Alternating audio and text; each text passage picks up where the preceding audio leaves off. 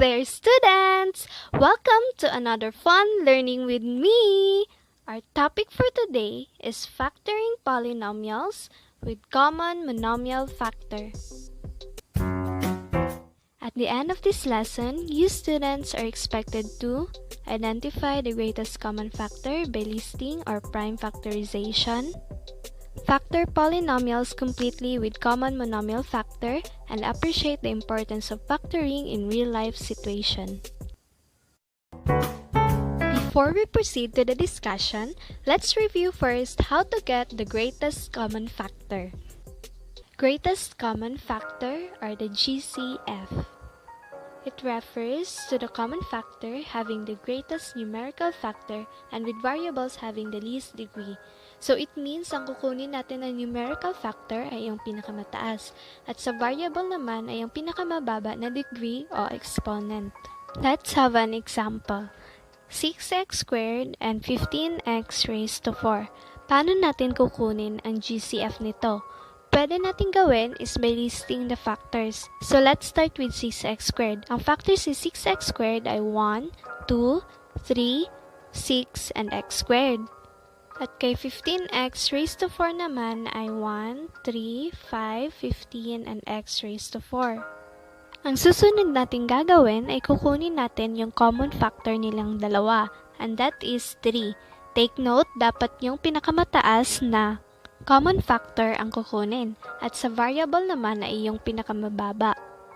Since meron tayong dalawang x, at ang pinakamababa na degree ay 2, so ang kukunin natin ay si x squared. Therefore, ang ating GCF ay 3x squared. Another way is by prime factorization. So let's have an example. We will use the same example, 6x squared and 15x raised to 4. Ang gagawin natin ay mag-iisip tayo ng factors ni 6x squared and 15x raised to 4 na dapat ay prime numbers lang. So let's start with 6x squared. Ang factors ni 6x squared ay pwedeng 2 times 3 times x squared, pwede din si 6 times 1 and x squared. But take note, dapat ay prime number yung pipiliin natin. Si 6 at 1 ay hindi prime number, while 2 and 3 ay prime number. So, ang pipiliin natin na factors is si 2 times 3 times x squared. Kay 15 x raised to 4 naman, ay ang factors niya ay 15 times 1 times x raised to 4. And pwede din 3 times 5 times x raised to 4.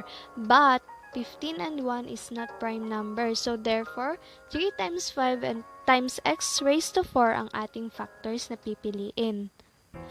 Para makuha natin ang GCF, ay kukunin natin ang common factor nilang dalawa. And take note, dapat yung pinakamataas. And that is 3. Sa variable naman ay dapat iyong pinakamababa na degree, and that is x squared. So therefore, ang ating GCF ay 3x squared. Now, let's proceed to our topic, factoring polynomials with common monomial factor. First, alamin muna natin kung ano yung mga conditions na dapat masatisfy kapag common monomial factoring ang gagamitin natin. So, ang mga conditions ay, number 1, no required number of terms. Pwede siyang trinomial, 5 terms, wala talaga siyang pinipiling number of terms. Second condition is its expression as a greatest common factor. Since common monomial factoring, kailangan talagang may GCF. So, let's have an example. 2x plus 6. So, bakit natin nasabi na common monomial factoring ito? Unang-una, ito ay may dalawang terms. Though it doesn't matter kahit tatlo pa o apat na terms ang present sa isang expression. Naging common monomial factoring siya dahil yung numbers na present dito ay may GCF. So, let's proceed to the steps. Step number 1, get the GCF. Dito, si numbers lang ang kukunan natin ng GCF dahil si variable ay hindi present sa second term. So, ano yung GCF ni 2 at saka 6? That is 2. Let's proceed to the step number 2. Divide the GCF to each term. Take note, si GCF, which is 2, ay ilalagay natin sa labas ng parenthesis bago tayo mag-proceed sa pag-divide. First, let's divide 2 to the first term. So, 2x divide 2. So, 2 divide 2 is 1. And then, dalhin natin si x. So, the answer is 1x. Next is sa second term naman. So, 6 divide 2. So, that is 3. So, ilalagay natin si plus 3. Then, close parenthesis. And that's our answer. So, let's have another example, but this time, both variable and number ay may GCF. So, let's have 27x squared y plus 6xy squared. So, first step, get the GCF of the number and variable. Let's start with the number. Ano yung GCF ni 27 at saka 6? That is 3. Sa variable naman ay dapat yung may pinakamababang degree ang pipiliin natin. So, kay x, si x raised to 1. Tsaka kay y, y raised to 1. Okay, so let's proceed to the second step. Divide the GCF of the number and variable. So, i-divide natin ang ating GCF na 3xy sa bawat term. So, let's start sa first term. 27 divide 3, 9.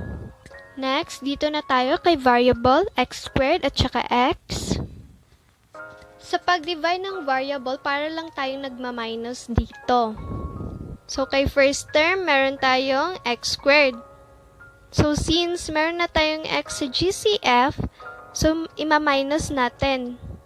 So, dalawang x minus isang x, ang natira ay isang x. So, maglalagay tayo ng x. So, kay y naman tayo, y divide y, ibig sabihin lang ima-minus natin sila. So, isang y minus isang y equals to 0. So, therefore, wala tayong y na ilalagay. Next is sa second term naman tayo. So, 6 divide 3, that is 2. Okay, so sa variable naman tayo. Meron tayong x sa GCF at saka sa term ay meron tayong x. So, isang x minus isang x, so 0. Therefore, wala tayong x na ilalagay. Sa y naman, meron tayong y sa GCF at saka meron tayong y squared sa term. So, therefore, dalawang y minus isang y, ang natira ay isa. So, maglalagay tayo ng y sa katabi ni 2. And close parenthesis. And that's it. Ito ang ating answer. Napakadali lang, di ba? Now, let's have a real-life word problem so we can appreciate the factoring more. So, the area of a square is numerically equal to twice its perimeter. Find the length of a side of the square. We will let S to represent the length of each side of the square. So, therefore, ang ating area ay s squared. At ang perimeter naman ay 4s. Kasi si square ay merong 4 sides. So, para makuha natin ang length ng side ng square, ay gagamitin natin ang formula ni area na a is equals to 2 times perimeter. Then, we will substitute the given values. So, area is equals to s squared. And then, 2 times 4s na perimeter. Now, let's multiply 2 and 4s.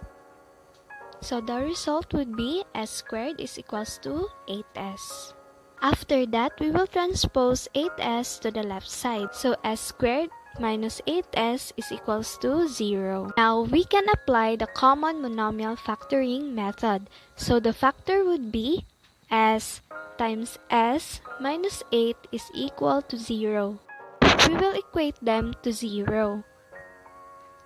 So, s equal to 0, s minus 8 is equal to 0, then s is equal to 8. Because 0 is not a reasonable answer to the problem, then the solution is 8. We can actually check if our answer is correct by substituting our answer to the formula. So, let's try. S squared is equals to 2 times 4s. Then, we will substitute our answer 8 to the s. So, 8 squared is equals to 2 times 4 times 8. So, 64 is equals to 2 times 32. Then, 64 is equals to 64. And that's it. Therefore, ang ating answer is correct. Before we end the lesson, let's have a short recap of what we've learned today. So, let's start with GCF. It refers to the common factor having the greatest numerical factor and with variables having the least degree. In other words, it is the largest factor shared between two or more numbers. So let's have an example. 6x squared and 15x raised to 4. Meron tayong dalawang ways sa pagkuha ng GCF. It is the listing the factors and prime factorization. Let's start with listing the factors. So 6x squared. Ang factors ni 6x squared ay 1, 2, 3, 6, and x squared. Kay 15x raised to 4 naman ay 1, 3, 5, 15, and x raised to 4.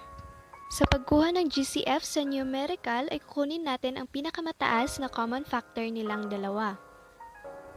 And that is 3. Sa variable naman ay yung pinakamababa na degree o exponent. And that is x squared. Therefore, ang ating GCF ay 3x squared. So, kay prime factorization naman tayo. We will just express 6x squared and 15x raised to 4 as a product of its prime factors. So, it means mga prime numbers ang pipiliin natin na factor. So, let's start with 6x squared. So, ang pwedeng factors ni 6x squared ay 6 times 1 times x squared and 2 times 3 times x squared. But since 1 is not a prime number, so therefore, ang ating pipiliin na factor ay 2 times 3 times x squared. So, kay 15x raised to 4 naman, ay ang factors niya ay 15 times 1 times x raised to 4 and 3 times 5 times x raised to 4. But since 1 is not a prime number, so therefore, ang ating pipiliin na factor ay 3 times 5 times x raised to 4. So, pagkuha ng GCF ay same lang din kanina sa pagkuha natin sa listing by factors. So, kukunin natin ang pinakamataas na numerical factor. And that is 3. Sa variable naman ay yung pinakamababa na degree o exponent. And that is x squared. So, therefore, ang ating GCF ay 3x squared. So, we tackled GCF because it is one of the conditions in our topic, factoring polynomials with common monomial factor. Okay, para magamit ang common monomial factoring method sa pag-factor ng polynomial, ay kailangan nating tandaan ang dalawang conditions. Ito ay ang number 1, no required number of terms. So, okay lang kahit dalawa o tatlo o maraming terms. So, number 2, it expression as a greatest common factor. So, tandaan, dapat may GCF yung polynomial. If yung mga conditions ay nasatisfy naman, then we will follow these following steps ng common monomial factoring. Ang steps ay, step number 1, get the GCF of the number and variable. Take note, ang kukunin natin na GCF of the number ay yung pinakamataas at sa variable naman ay yung pinakamababa na degree o exponent. Then step 2, divide the GCF of the number and variable. And that's the end of our lesson today. I hope you learned something!